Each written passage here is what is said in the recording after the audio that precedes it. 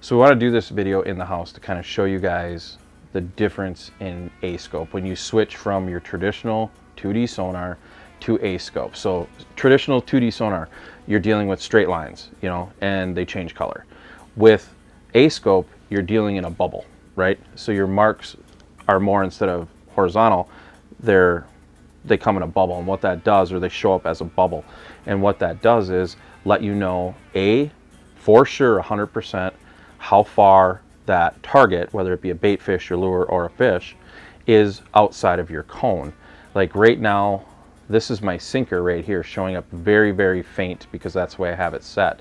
I have my gain dialed back, and I can see right now that shiner I have down there, he's fairly close. I'd call him about mid-cone, but when he gets in closer here, you see how it flashed, you know, orange? It means he came back for sure in real time, came back to the center of the cone just a little bit.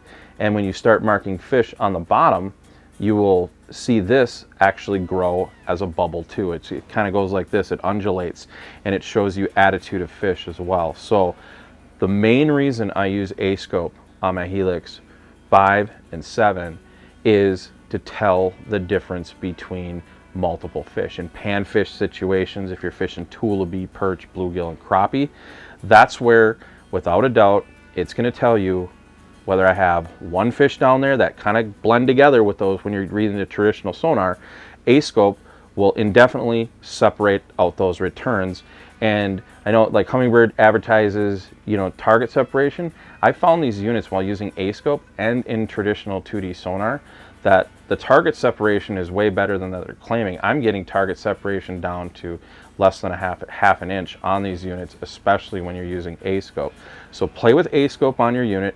I guarantee you it's going to open your eyes a little bit wider to the underwater world in identifying fish outside of your cone, in your cone, and the size of fish in general. Like when a fish shows up in traditional sonar and it's red when it comes right in, sometimes, unless that fattens up on you, you don't know. If it doesn't change at all, you don't know how close that fish is.